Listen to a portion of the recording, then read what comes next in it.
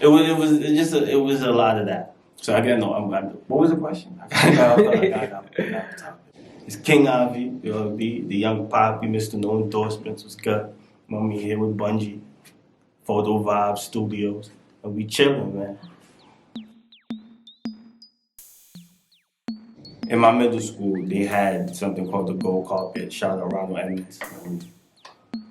They had something called the Gold Carpet every year, and every year I wrote a poem for it since 6th grade. We had the Gold Carpet, and I wrote a poem every year, and everyone loved it. It was, I guess, my first bit of like having a crowd stand up and clap for you and shit like that. And it was, the funny thing is I don't have none of the 3 poems I wrote for the shit, but it was like, I know it was good. I know there's videos out there. Some teachers that probably have videos, but it was, standing ovations. Everybody loved it. So that was, I felt like the writing the poetry in middle school is what transitioned me into writing music. So it came more naturally, just like to listen to a beat and to like write words to it. Because I feel like with poetry it's the same line. I guess it's the same wave. I feel like it's a mood thing for me personally. It's like I'm in the right mood, everything is going well. I feel like my life transitions into my music well. Like when shit's going well in life, music comes more naturally. Don't get me wrong, but I feel in that same sense, my music matches my mood because I have my more sentimental songs and my more to earth songs, and I have my more upbeat songs. So it just go on what I'm feeling. So I feel like I'm always in the mood to write, but what I write, it depends on my mood. I feel like I flow different, and I feel like I could talk more than what the average Joe is talking about right now. I feel like everybody is going down the same lane, and the music is the same drill, and the same ops dying, and the same smoking on this nigga and that nigga. There's no diversity. There's nothing they can't. People nowadays are not bringing you 3-4 styles of different type of music. They're giving you their drill, and they're just shoving that down your throat. That's what I feel like I'm different. I'm not smoking on imaginary packs, and I'm not, doing all of that shit that everybody feel like they need to do. I feel like that's what sets me apart from the masses. I consistently write. Like my notepad in my iPhone is like just filled with songs and shit like that. Some to beats, some without not beats and shit like that. So I'm always writing, but I feel like consistently I've been doing it for 2019. But we was always performing. We've been performing since the 5 spot. And that was like 5 years ago. Rolly was the first one that told me I could do music, to be honest with you. So we've been here for a while together. I remember we was in his building, we was in the hallway, and I had spit it was that Wale shit. Is it bad? I had wrote something to it. I spit it for him. And it was nothing but it was a shock. He was just like, yo, nah, bro. He did have like, he was like, I sounded too much like Wale. Like I took Wale's whole sound and like just rewrote it pretty much. But he was just like, it was good though. The words was good. It wasn't like just babble. So that alone, that one conversation, I feel like it sparked it, because from then I went home. I did like some Jay-Z beats. I was just doing them shits, and I just come back and keep spinning. He was just like, yeah, Butter hyping me up and shit like that. So from then I just started running. I feel like a hype man will be downplaying his role on the stage. It really would be, because I feel like he outperforms me most of the time, to be honest with you, because he has, he with his workout shit, he has a lot more energy than I have. He be doing like jump flips and shit on stage that I'm not gonna try to do. I'm not gonna lie to you. I'm not gonna get injured on stage trying to keep up with him. So definitely, we performed a lot of places though. At one point I was on the road. Like I'm finding places to perform at, like day of events and shit like that. We went to, I think, Blackthorn in Queens. I performed that a couple times. We went to Long Island. I'm not sure the venue. We went to Long Island. All over Brooklyn, we performed 727, the 5 spot. We had the places in the Ville.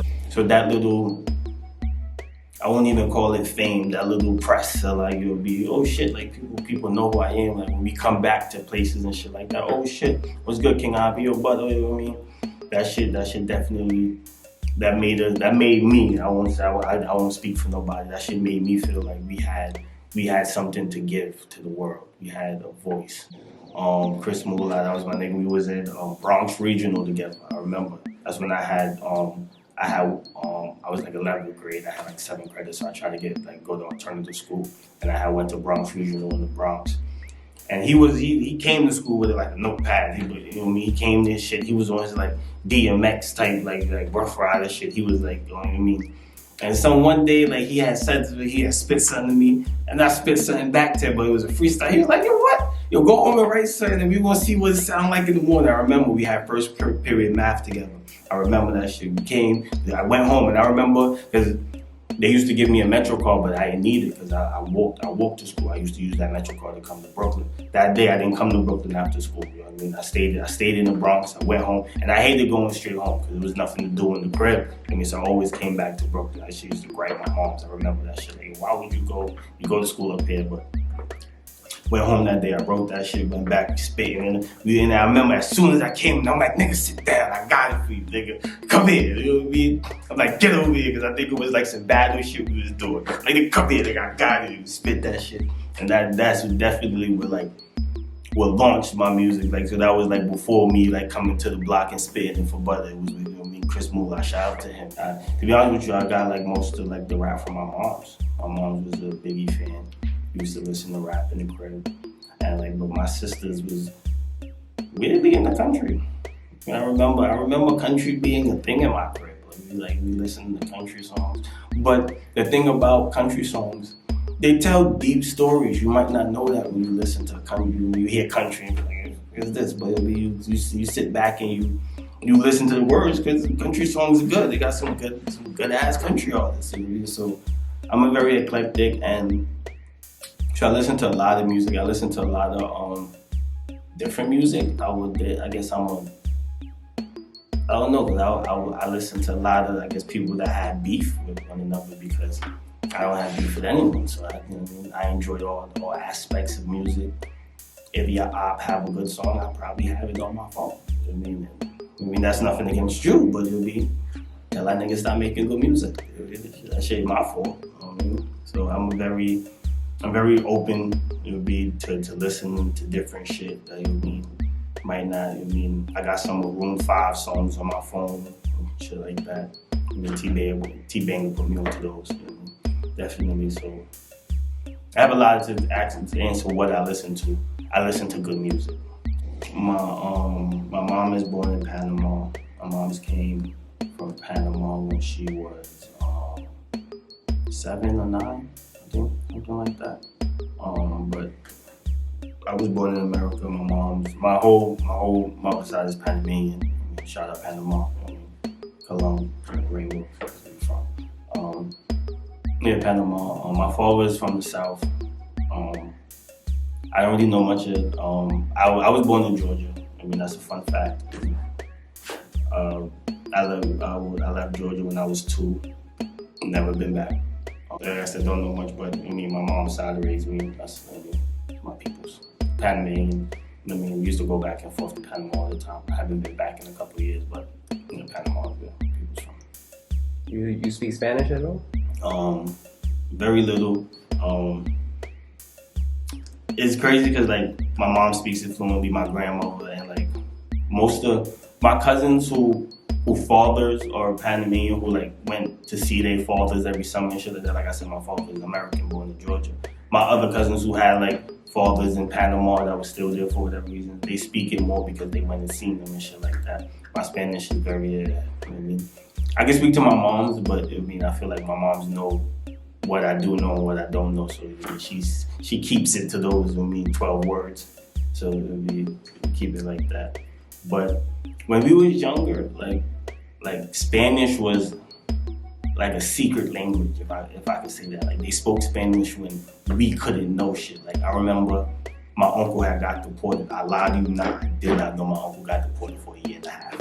Lied to you not on some real shit, because that was some big secret. And I remember my cousin telling me, because it was, I forgot what had happened, but I'm like, yo, why they don't call son to drive? And I was like, son ain't here. What do you mean?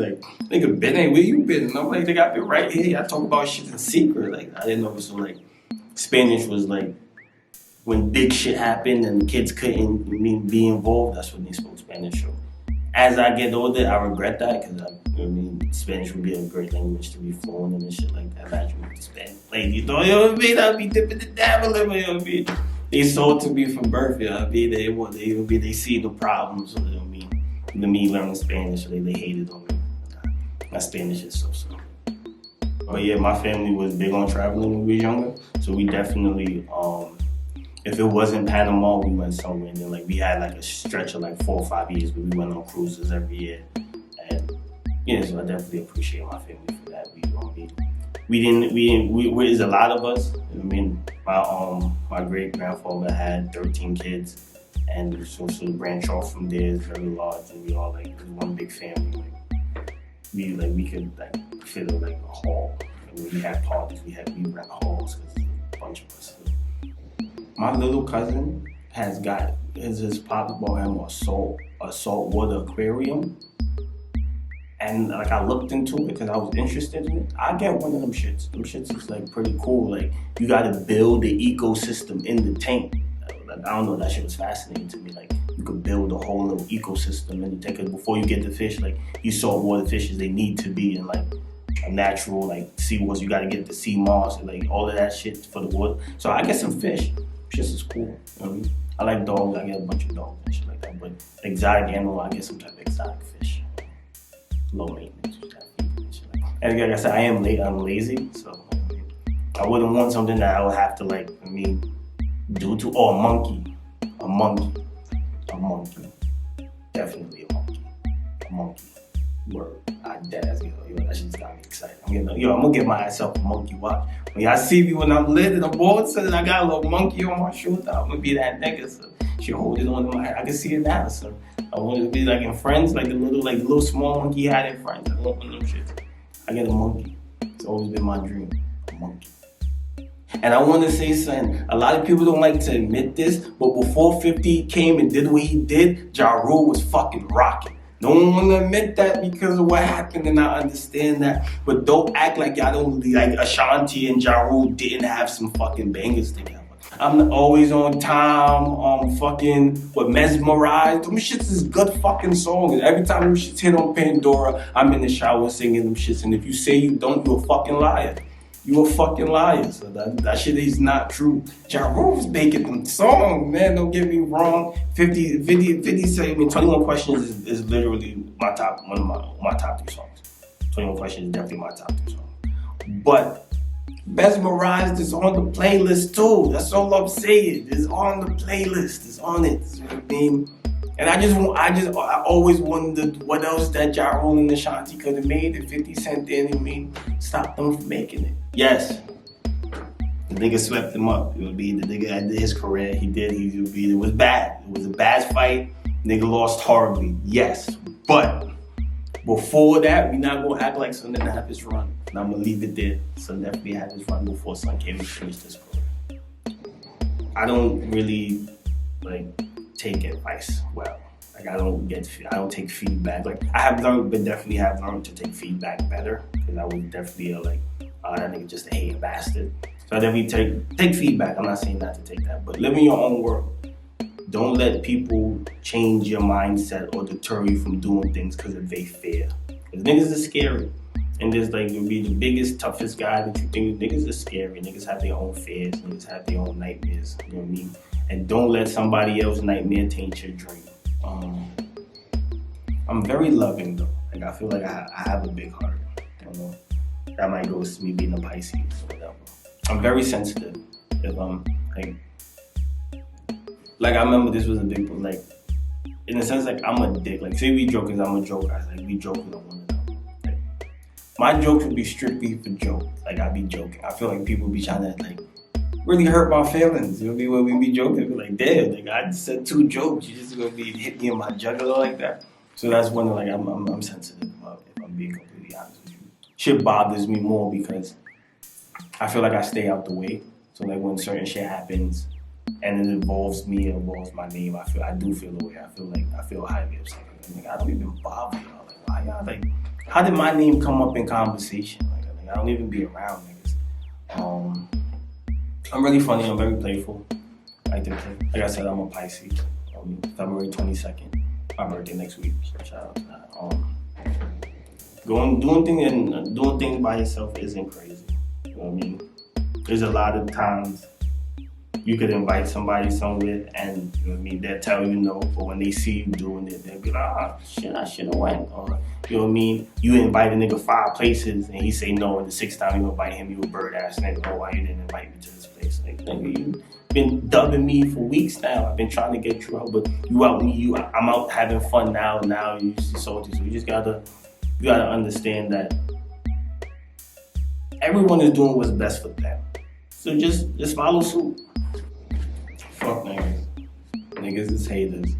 And because niggas' dreams didn't work out, niggas is gonna lead you down the wrong path. When you wanna do your first interview, I wanna be on the other side of the camera. When people start asking who Bunji is and you wanna show them who Bunji is, I wanna ask the question. I wanna get into acting. I want I ain't gonna lie, definitely shout out to Ronald Edmonds once again. It was a Raisin in the Sun. I was in the play, so I did some acting in middle school. I'm thinking about it was a very great Ronald Edmonds, REOC too. I mean, shout out to y'all. I mean, definitely had started my creative juices and turned my bad behavior into something positive.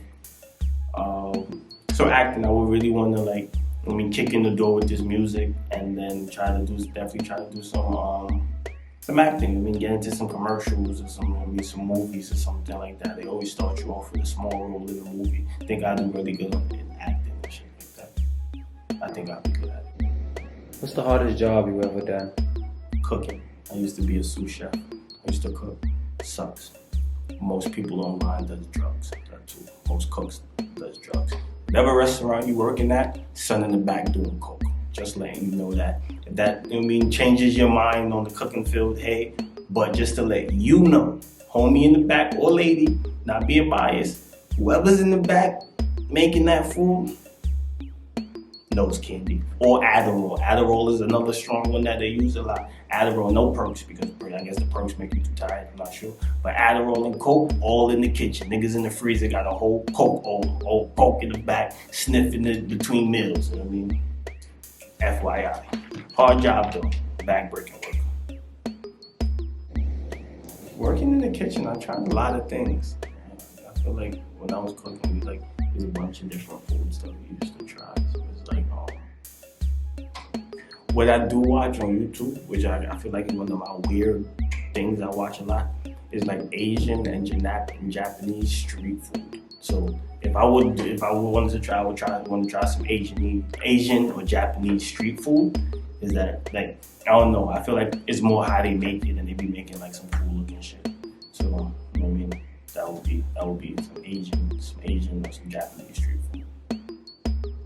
You type in King Avi on anything, it's gonna pop up. King Avi. My IG is King Avi with 2 underscores. So if you want to find my music, it's just King Avi on iTunes, YouTube, Spotify. It's on everything. It's on everything. We'll be going to Atlanta to shoot 2 videos in March. So I'm definitely excited about that. That's going to definitely be a movie. So look out for that. We got 2 videos that's supposed to be coming in Atlanta. And if this comes out before I go to Atlanta, videographers from Atlanta, holla at me, you know what I mean? I'm looking at a couple, I done hit up a couple, but if you're from Atlanta, or you live in Atlanta and you do videos and you want to come, you think it's going to be the clubs and shit like that, I think you're going to definitely have a movie, you want to come shoot the movie, you know what I mean? We definitely going to talk, so hit me up.